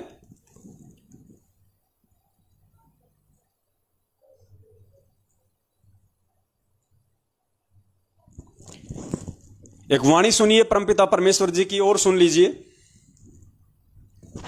लोक अनामी जावेगी को ना मिले चौबारे, आत्मा और परमात्मा को ना रहते न्यारे। लोक अनामी जावेगी को ना मिले चौबारे, आत्मा और परमात्मा नहीं रहते न्यारे। रामपाल प्रीतम प्यारे की आत्मा वह पूर्ण आनंद लेरी, सच कहूं ना झूठ रती भरी बात मान ले। ये वाणी है परमपिता परमेश्वर जी की, जिसके एंड में परमपिता परमेश्वर सतगुरु रामपाल जी महाराज जी स्वयं कह रहे हैं कि लोक अनामी जावेगी। अब पुण्यात्माओं, अनामी लोक क्या है? परमात्मा ने बताया वहां पे 4 लोक हैं। प्रथम लोक है, सबसे नीचे है सतलोक। सतलोक से ऊपर है अलख लोक, अलख लोक से ऊपर है अगम लोक, और सबसे ऊपर जो चौथा लोक है वो है अनामी लोक। सबसे ऊपर अनामी लोक। अनामी लोक में जाने के बाद परमात्मा ने बताया कि लोक अनामी जावेगी वहां कोन्या मिले चुबारे, आत्मा और परमात्मा वहां कोन्या रहते न्यारे। यानी अनामी लोक जानने के बाद में आत्मा और परमात्मा का अलग अलग अस्तित्व नहीं होता है। जिस शब्द से उस कबीर परमेश्वर ने उस आत्मा को सर्जन किया था, उत्पन्न किया था, उसी शब्द में वो परमात्मा उस आत्मा को वापस समाहित कर लेता है। सदा सदा के लिए उस आत्मा का झंझट ही समाप्त हो जाता है। अनामी लोक में जाने के बाद। और अनामी लोक में जाने की जो प्रोसीजर है वो सीढ़ी दर सीढ़ी है। कैसे? जैसे परमात्मा ने क्या बताया कि जब ये आत्मा यहां से जाएगी तो इसको कमल चक्रों से होकर जाना पड़ेगा। सबसे पहले गणेश जी का मूल कमल, फिर जो है ब्रह्मा सावित्री का, उसके बाद में अपना जो मल की नाभि कमल है, फिर अपना हृदय कमल है। ये परमात्मा ने हमें बताया कि हमने इस तरीके से यहां से त्रिकुटी पे पहुंचना है, और त्रिकुटी के आगे फिर परमात्मा हमें किस प्रकार से लेके जाएंगे वो गुरुदेव ने सत्संगों में अच्छी तरीके से हमारे को समझाया हुआ है। पुण्यात्माओं, सबसे पहले इस पृथ्वी लोक की कोई भी आत्मा अगर सबसे पहले अगर वो जाएगी तो कहां जाएगी? सतलोक में जाएगी। और सतलोक में जाने के बाद में परमपिता परमेश्वर सतगुरु रामपाल जी महाराज जी ने बताया कि अगर वो आत्मा चाहे तो आगे के लोक में जाने की भक्ति करे, अन्यथा सतलोक में ही इतने सुख हैं कि उसको आगे जाने की ही आवश्यकता नहीं है। फिर भी यदि कोई ऊपर के लोकों में जाना चाहे तो उसको भक्ति करनी पड़ेगी। तो सुन लीजिए एक बार परमपिता परमेश्वर के मुख कमल से। मेरे कहने का मतलब यह है कि अगर कोई आत्मा अनामी लोक में जाना चाहे तो उसको पहले सतलोक में जाना पड़ेगा। उसके लिए आप पूज्य गुरुदेव जी का ये सत्संग सुनिए।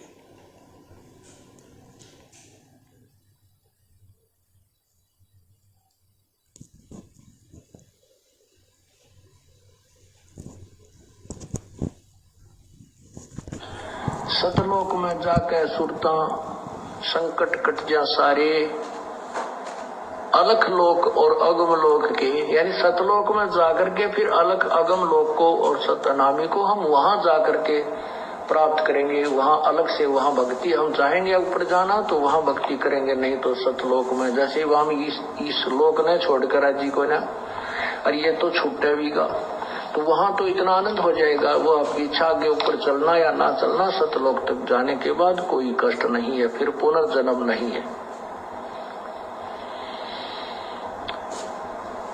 अनामी लोक में जाने के बाद फिर वहां आत्मा और परमात्मा एक हो जाते हैं, आत्मा परमात्मा में समा जाती है। लेकिन सतलोक, अलखलोक और अगम लोक में वहां आत्मा और परमात्मा का अलग अस्तित्व है। दूसरा सत्संग और सुन लीजिए इसी विषय पे परमपिता परमेश्वर जी का।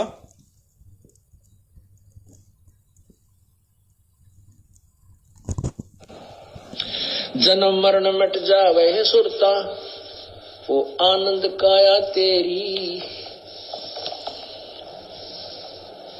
सच कहूं ना झूठ रती बुरी, बात मान ले मेरी।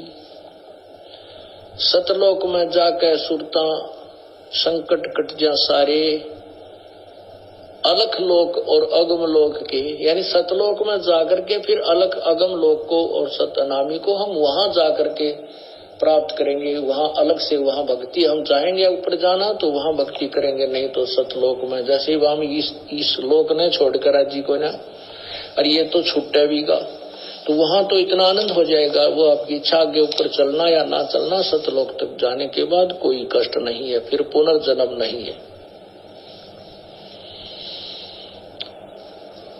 अनामी लोक में जाने के बाद फिर वहां आत्मा और परमात्मा एक हो जाते हैं, आत्मा परमात्मा में समा जाती है। लेकिन सतलोक, अलखलोक और अगम लोक में वहां आत्मा और परमात्मा का अलग अस्तित्व है। अर्थात ये जो दोनों जो प्रमाण है परमपिता परमेश्वर के सत्संग आधार से, ये साबित करते हैं कि अगर आपको अलख लोक में जाना है, अगर आपको अनामी लोक में जाना है, तो सबसे पहले आपको सतलोक में जाना पड़ेगा। उसके बगैर आप जी डायरेक्ट ऊपर के लोकों में नहीं जा सकते। यानी कोई भी आत्मा, कोई भी जीव, 21 ब्रह्मांड का प्राणी, सबसे पहले उसको सतलोक में जाना पड़ेगा। सतलोक के बाद ही वो ऊपर के लोकों में जा सकता है। इस पॉइंट को ध्यान रखना आप जी, मैन ये है। अब आपको समझ में आएगा परमपिता परमेश्वर की वो वाणी।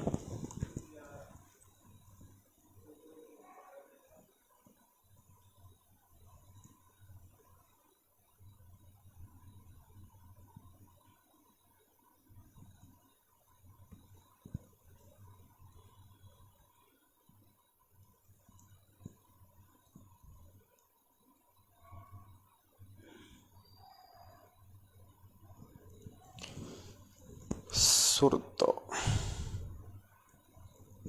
अब सुनिए आप ये वाणी दोबारा से ध्यान से सुनिए परमपिता परमेश्वर की, जिसमें परमात्मा कह रहे हैं कि लोक अनामी जावेगी वहां कोन्या मिले चुबारे। यानी यहां पे संत रामपाल जी महाराज जी का जो जिक्र आ रहा है वो है अनामी लोक में जाने का।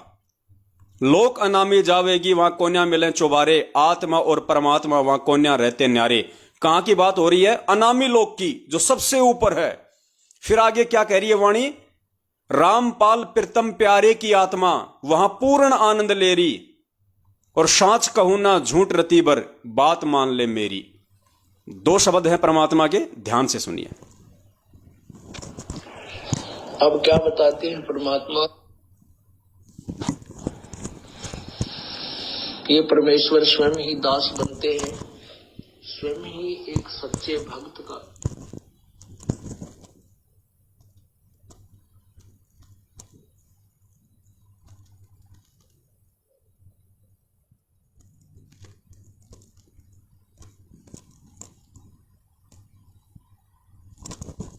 लोक अनामी जावेगी वहां को ना मिले चौबारे, आत्मा और परमात्मा वहां को ना रते न्यारे।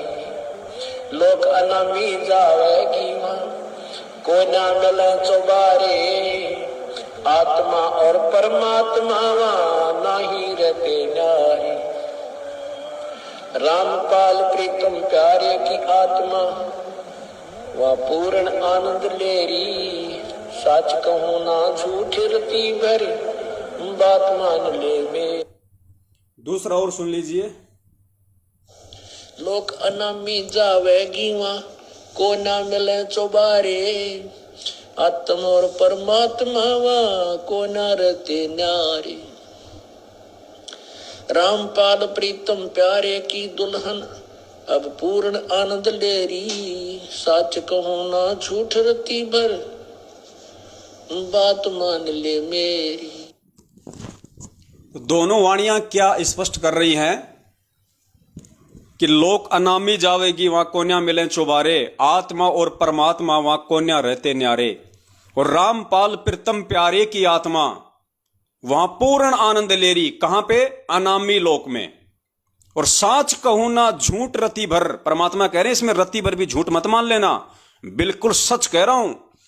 साच कहूं ना झूठ रति भर बात मान ले मेरी। परमात्मा कह रहे नालायकों मेरी बात को मान लो, समझ जाओ संकेत को।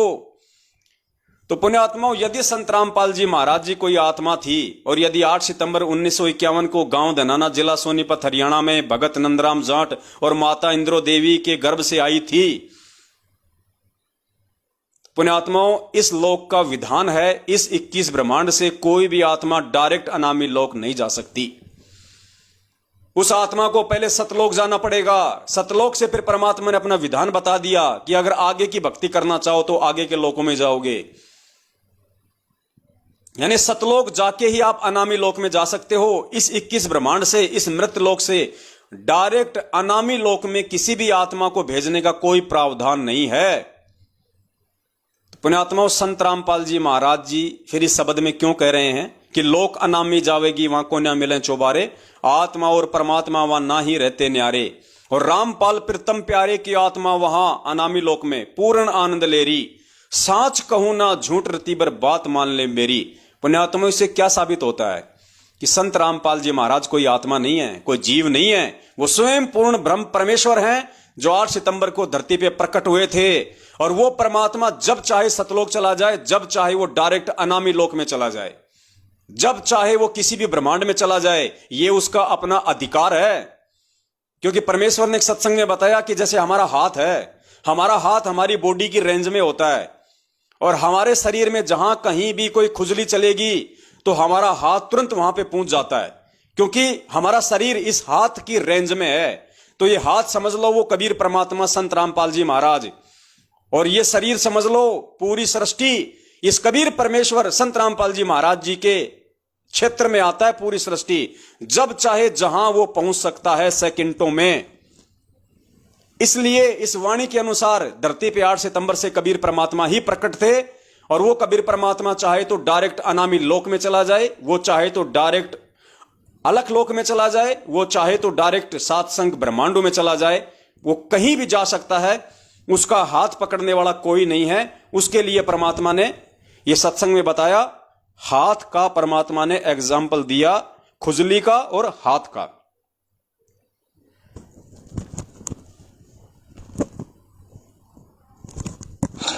अब क्या कहते हैं, चारों युग में हम फेरे, चारों युग में मैं फेरूं, नहीं आऊं नहीं जाऊं।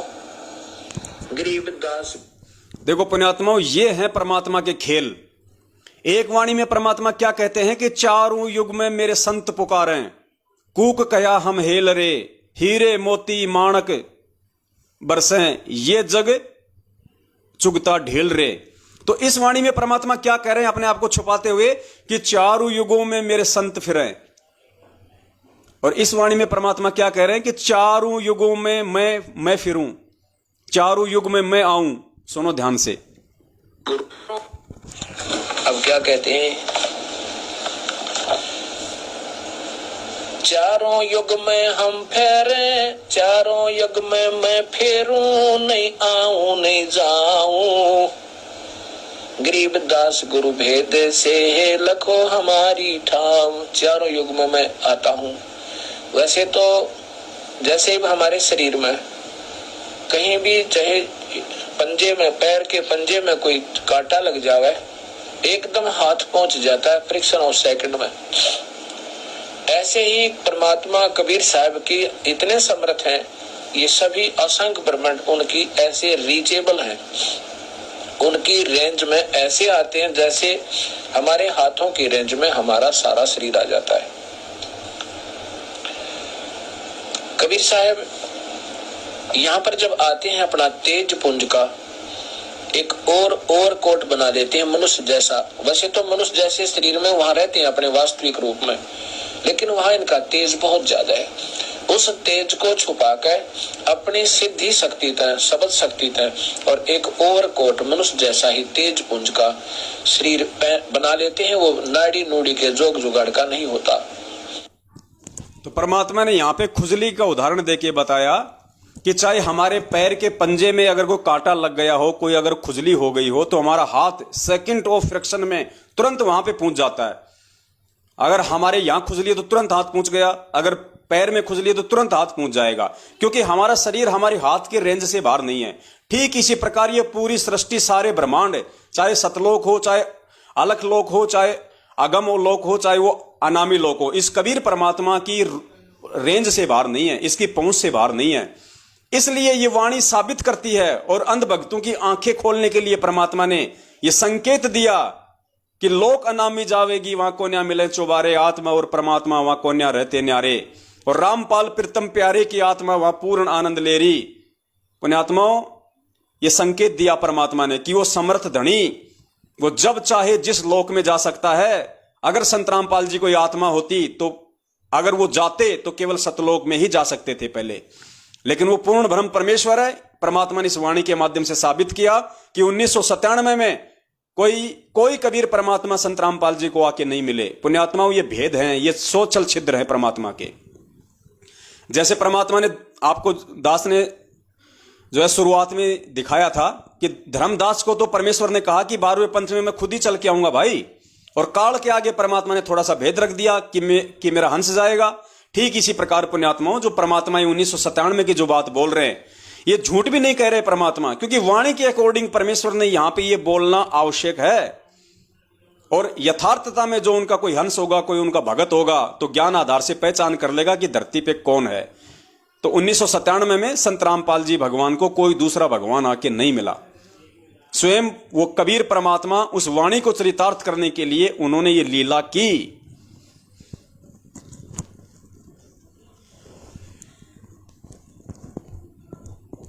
और पुण्यात्माओं, उस वीडियो में आपने सुना पहले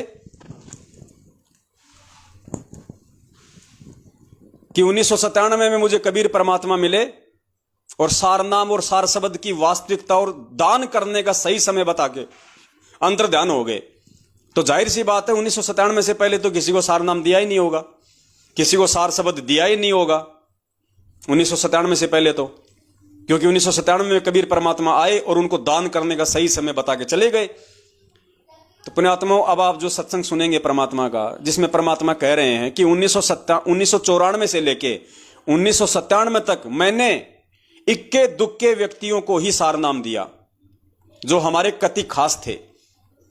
गुरुजी कह रहे हैं कि इक्के दुक्के व्यक्तियों को ही मैंने सार नाम दिया है। कब से? 1994 से 1997 के बीच में। जबकि उस सत्संग में परमात्मा कह रहे हैं कि 97 में तो खुद परमात्मा आके मिले और बोले कि इसको सही दान करने का समय मैं बताऊंगा। तो फिर उससे पहले सार नाम कौन दे सकता है पुण्यात्माओं? क्या एक जीव की औकात है जो परमेश्वर के आदेश बिना और सार नाम को दान करने के सही समय के बिना कोई उनसे पहले ही दान कर दे? तो कौन दान कर सकता है? स्वयं कबीर भगवान ही दान कर सकता है। तो ये परमात्मा ने संकेत छोड़ा कि धरती पे 8 सितंबर से कबीर परमात्मा ही प्रकट है। सुनिए पूज्य गुरुदेव जी का वो सत्संग। आवाज थोड़ी सी कम है, ध्यान से सुनना इसकी।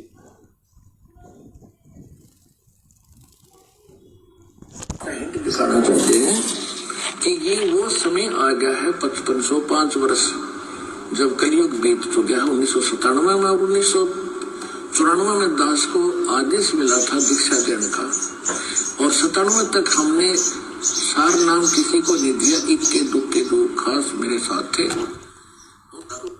गुरुजी कह रहे हैं कि 97 तक हमने किसी को सार नाम नहीं दिया, केवल इक्के दुक्के को जो हमारे कति खास थे। ध्यान से सुनना।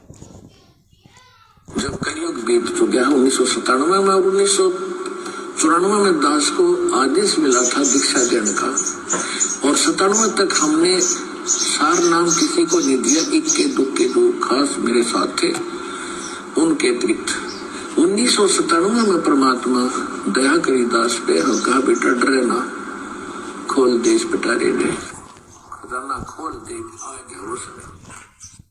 पुण्यात्माओं, ये कुछ संकेत परमेश्वर ने जानबूझ के रखे हुए थे, छोड़े हुए थे, जो ये साबित करते हैं कि वो कबीर परमात्मा 1997 से नहीं बल्कि 8 सितंबर से धरती पे प्रकट है। और ये संकेत यदि परमात्मा ना छोड़ते, और भी बहुत सारे सबूत हैं, लेकिन आज हमारा जो विषय है वो ये साबित करना नहीं है कि धरती पे 8 सितंबर से कबीर परमात्मा प्रकट हैं या फिर 1997 से प्रकट हैं। कोई बात नहीं, क्योंकि आज का हमारा जो विषय है वो चरणा अमृत को लेके है, और यदि हम इस विषय पे ज्यादा आगे बढ़ेंगे तो हमारा विषय वो पूरा नहीं हो पाएगा। इसलिए पुण्यात्माओं, समझदार को संकेत ही काफी है कि धरती पे 8 सितंबर से कबीर परमात्मा स्वयं प्रकट है संत रामपाल जी महाराज जी के चोले में। और यह समझाना थोड़ा सा इसलिए आवश्यक था क्योंकि इतना विश्वास हुए बिना कि मेरा गुरु स्वयं कबीर भगवान है और 8 सितंबर से धरती पे प्रकट है, उसके बिना पुण्यात्माओं आगे अब हम जो चरणामृत के ऊपर चलेंगे वो समझ में नहीं आना था। तो अब हम चरणामृत के ऊपर चलते हैं। पहली बात तो परमात्मा ने सत्संगों में बताया कि नाम दीक्षा भले 6 महीने बाद में ले लो, 1 साल बाद में ले लो, 2 साल बाद ले लो, कोई जल्दबाजी नहीं है। मैं यहां तुम्हें नाम ही देने आया हूं, तुम्हें पार ही करने आया हूं, यदि टिक के भक्ति करोगे तो। लेकिन गुरुदेव ने बताया कि इस भक्ति को प्राप्त करने से पहले ज्ञान को अच्छे से आधार बना लो, मेरे सत्संग अच्छे से सुन लो, एक एक चीज को समझ लो, क्योंकि नाम दीक्षा लेने के बाद में अगर आपको इस भक्ति और भगवान के प्रति मन में थोड़ा सा भी शंका हो गई तो गुरुजी कहते हैं कि उसी समय आप परमात्मा से दूर हो जाओगे। तो बार बार परमात्मा ने हमेशा ज्ञान को आधार बनाने पे ही जोर दिया। और आप जितने भी भगत भाई बहन हैं जो सन 2014 के बाद से सतलोक आश्रम मैनेजमेंट हरियाणा ने गांव गांव में जो फर्जी नामदान केंद्र खोले हैं वहां से दीक्षा ली है या ऑनलाइन नाम दीक्षा ली है देश विदेश में बैठे, आप लोगों की सबसे बड़ी जो कमजोरी है वो यही रही कि आप लोगों ने सत्संगों को गहराई से नहीं सुना, और सुना तो आपने उन पे विचार नहीं किया। वरना पुण्यात्माओं, ये सत्संग सुनने के बाद में, इस कबीर परमात्मा का इतना ज्ञान सुनने के बाद में, और जब आपको यह भी मालूम पड़ गया था कि भाई गुरुजी जेल में हैं, संत रामपाल जी महाराज अभी जेल में हैं 2014 से, पुण्यात्माओं, नाम दीक्षा लेने से पहले आपने जेल जाने की वजह को बिल्कुल साफ करना चाहिए था कि ऐसा परम संत जिसके सत्संग सुन के मेरी आत्मा कांप गई और तुरंत नाम दीक्षा लेने के लिए उमड़ रही है, जिसके सत्संगों में, जिसके शब्दों में इतना पावर है चुंबक की तरह, वो परम संत जेल में क्यों है? ऐसा संत कोई घटिया कर्म तो कर ही नहीं सकता, हम सोच ही नहीं सकते, कोई दोष ऐसा संत कर ही नहीं सकता, फिर जेल में क्यों है? कारण क्या है? और पुण्यात्माओं, जब आप उस कारण में जाते तो परमात्मा आपको समझाते कि वो कारण 2014 का बरवाला कांड उन्हीं लोगों का किया कराया ड्रामा था, जो लोग काल एजेंट बन के संत रामपाल जी महाराज जी से जुड़े हुए थे, जिनमें उनके कलयुगी बेटा बेटी, भाई बंधु, रिश्तेदार, जवाई और स्टेट कोऑर्डिनेटर, ये बड़े बड़े महापुरुष भगत समझे जाने वाले लोग सारे के सारे उस षड्यंत्र में शामिल थे। कुछ अपने स्वार्थों के चलते और कुछ नालायक अपनी मंद बुद्धि के चलते उन स्वार्थी महेंद्र भगोड़े जैसे लोगों के पीछे उन्होंने परमेश्वर के ज्ञान को आधार ना बना के उसके मनमानी हरकतों में सहयोग कर दिया और संगत से भी सहयोग करवा दिया, जिसका नतीजा हुआ बरवाला कांड, 5 भक्तों की मौत और बेवजह सारा का सारा दोष सतगुरुदेव जी के ऊपर थोप दिया गया। और ये सारे के सारे गधे बरवाला कांड में या तो पकड़े गए या ये आश्रम छोड़ के फरार हो गए रातों रात। और आज तक उनका भाई, उनका बेटा, उनका जवाई, उनके रिश्तेदार भगोड़े बन के घूम रहे हैं, भगोड़े बन के। पुण्यात्माओं, संत रामपाल जी महाराज का भगत और पुलिस प्रशासन के आगे भगोड़ा बन के घूमे, ये उस भगत और भक्ति के नाम पे वो व्यक्ति कलंक है, कलंक। क्योंकि संत रामपाल जी परमेश्वर का भगत पहली बात तो ज्ञान लेने के बाद में कोई गलत काम नहीं करेगा, और अगर जबरदस्ती उससे कोई गलत साबित करने की कोशिश करेगा तो वो भगोड़ा नहीं बनेगा, वो वांटेड नहीं कहलाएगा। वो अपने गुरुदेव पे विश्वास करके, भक्ति पे विश्वास करके, चाहे कोर्ट हो चाहे वो कचहरी हो, उसका सामना करेगा। उसको विश्वास होगा कि मेरा भगवान मेरे साथ में है, और जब भगवान साथ में है तो सच्चाई को कौन दबा सकता है, कौन मिटा सकता है? संघर्ष तो भगत को करना ही पड़ता है यहां पे। तो पुण्यात्माओं, उन भगोड़ों के द्वारा 2014 के बाद ये देश विदेश में जितने भी 400-500 नामदान केंद्रों की दुकानें खोली गई हैं, ये गुरुदेव के उस भगोड़े भाई महेंद्र ने खोली हैं। गुरुदेव का कोई आदेश नहीं है। जिस दिन गुरुदेव का डीवीडी से नाम दीक्षा देने का या कोई भी नाम दीक्षा केंद्र खोलने का आदेश होगा, उस दिन परमात्मा सार्वजनिक करेगा उस बात को, सार्वजनिक। जिस प्रकार हमें अपने गुरुदेव जी ने बताया कि जब मुझे मेरे गुरुदेव ने नाम दीक्षा देने का आदेश दिया तो पूरी संगत को बुला लिया और सबके सामने मुझे खड़ा करके कहा कि आज के बाद में ये रामपाल नाम दिया करेगा, और जो आज के बाद इसको गुरु नहीं मानेगा वो मेरा कुछ नहीं लगता। इस प्रकार से पूज्य गुरुदेव जी संगत में सार्वजनिक करेंगे इस इतनी बड़ी सेवा को, ताकि कोई उंगली ना उठाए। इसलिए पुण्यात्माओं, हम इन काल एजेंटों की इन मनवस और घटिया हरकतों का विरोध करते हैं, क्योंकि ये परमपिता परमेश्वर के बच्चों को उनके ज्ञान की आड़ में, उनके नाम की आड़ में, उनके आदेश की आड़ में ठग रहे हैं। और अरबों खरबों में इन्होंने धन पिछले 7 वर्षों से परमपिता परमेश्वर के बच्चों का ज्योति पाठ और दान के नाम पे लूटा है। राजनीतियां करवा के, आरक्षणबाजियां करवा के, रक्तदान, दे दान, पता नहीं कैसे कैसे घटिया कुकर्म करवा के, जिनका गुरुदेव से पिछले 27 वर्षों से कोई संबंध नहीं, वो सारे घटिया कुकर्म इन्होंने भगत समाज से करवाए और मूर्खों ने इनका सहयोग किया। सबकी मर्यादा छिन्न भिन्न करवा दी, जिसका नतीजा आज 90% घरों में लड़ाई झगड़े, पति पत्नी की मारपीट, गाली गलौच। इनके सारनामी लोग जिन्होंने रोहतक से सार नाम लिया था डीवीडी वाला फर्जी, आज वो यहां पे जर्दा लगाते हैं, जर्दा बीड़ियां पीते हैं। और ये फर्जी सार नाम लेने के बाद में वो इतने बिगड़ गए, बात बात पे गाली, लड़ाई झगड़ा, गुस्सा। क्योंकि परमात्मा ने स्पष्ट रूप से कह रखा कि भैया ये भगवान तो लाइट है, लाइट, बिजली। मर्यादा में रहोगे तो काम करेगी, मर्यादा तोड़ोगे, नंगा तार पकड़ोगे तो झटके भी मारेगी। तो उस मूर्ख संगत ने अपने गुरुदेव पे विश्वास ना करके कि भाई भगवान यहां पे सारनामी तो देने आता है, अरे भगवान सतलोक से चल के यहाँ पे सारनाम ही तो देने आता है, भेड़ बकरियां चढ़ाने थोड़ी आता है। और धरती पे भगवान प्रकट है, जेल में उसको बांध के कौन रख लेगा, किसकी औकात है। वो बैठा सिर्फ इसलिए है कि हमारे विश्वास की परीक्षा देख रहा है।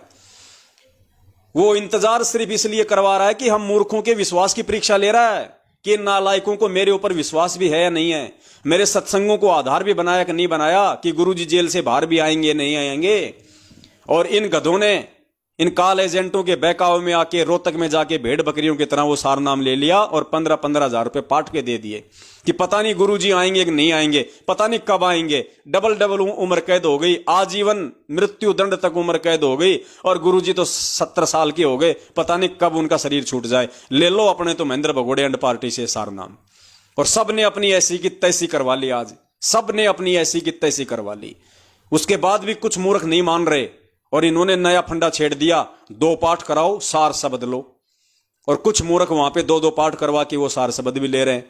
तो पुण्यात्माओं, परमात्मा ने ये छटनी करनी थी आज। उनके मार्ग में जो ये गंदगी फैल गई थी, परमात्मा ने उसकी छटनी करनी थी। छटनी परमेश्वर ने कर ली।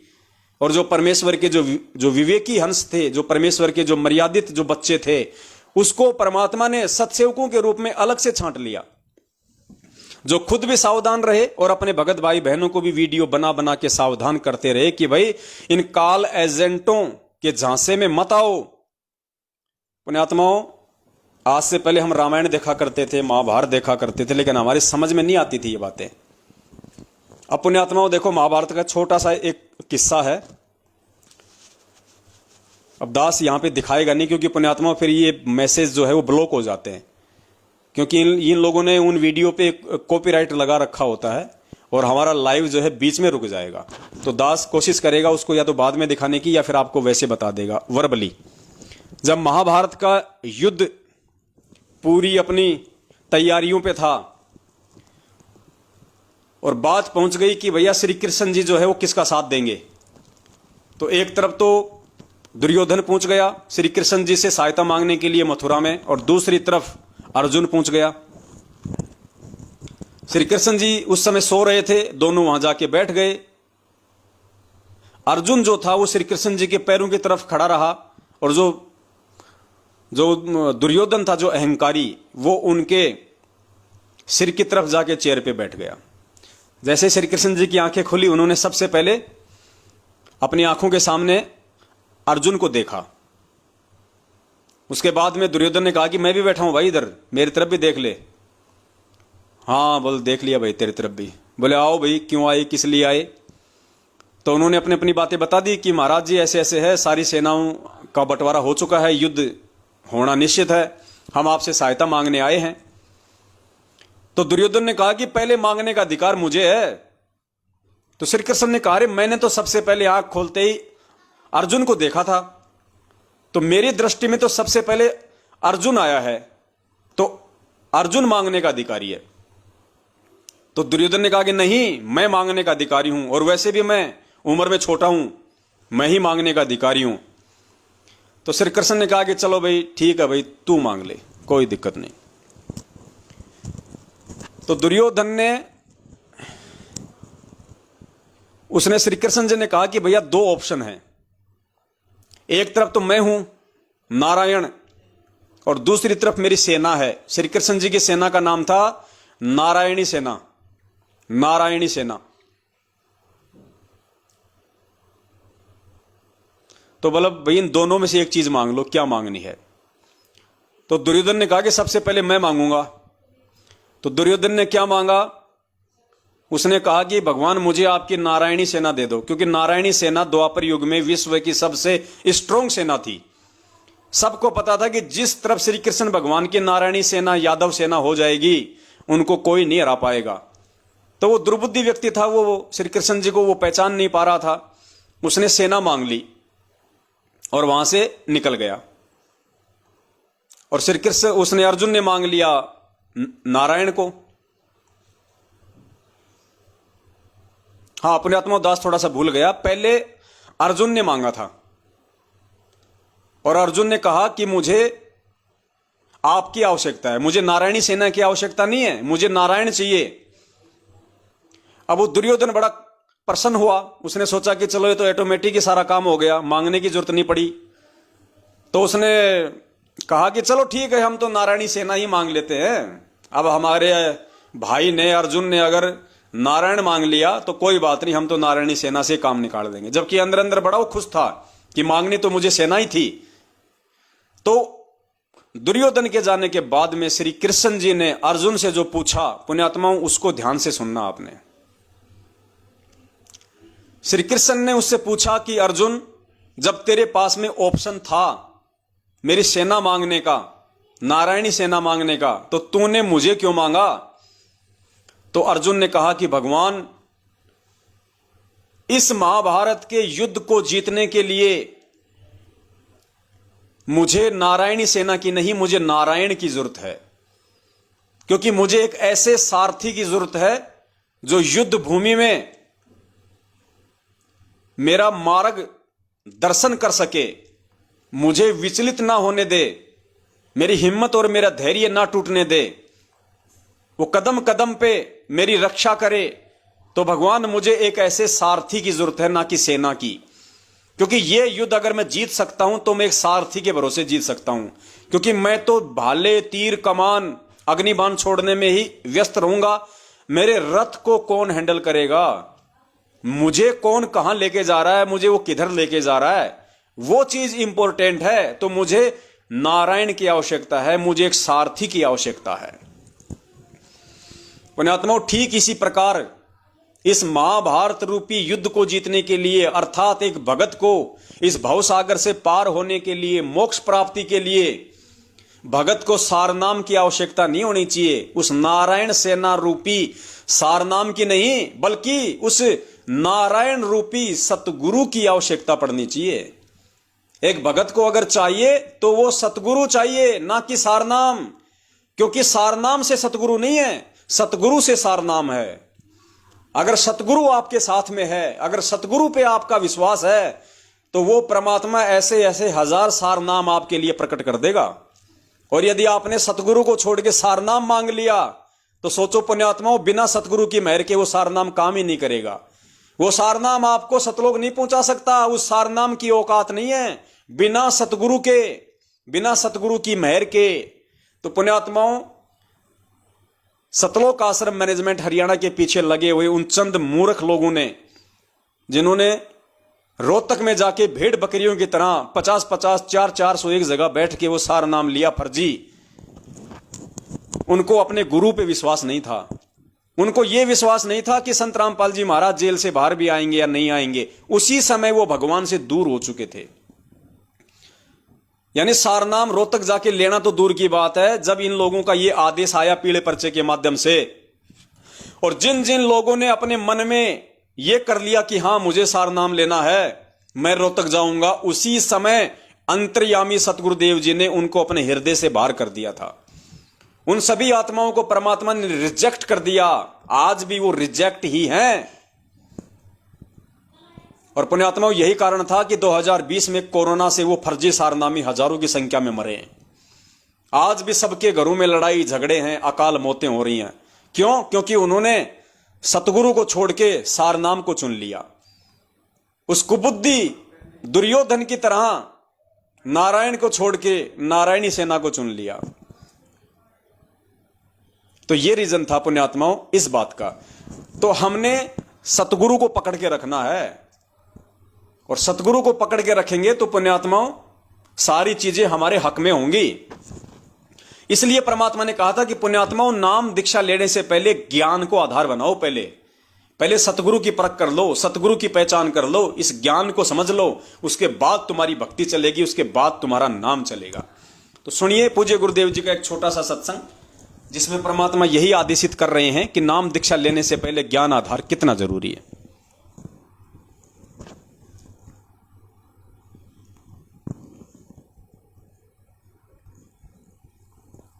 काल को ये चिंता बनी रहती है, कहीं ये इस मार्ग पर दृढ़ ना हो जा और इसका बेड़ा पार ना हो जा, तेरे हाथों से ना निकल जा।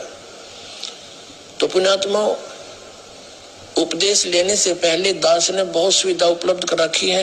जिन दिनों में सत्संग होता है सत्संग सुन करो, फिर परमात्मा ने दया बख्श रखी है, एक पवित्र टीवी चैनल पर उसने साधना के ऊपर शाम को 8 बजे सत्संग आता है, वहां सुनते रहो। कहने का भाव ये है कि आप जी पहले कति कंसेप्ट क्लियर करो, जब आओ यहाँ पर और नाम लेकर फिर जो सही दृढ़ होकर आते हैं उनको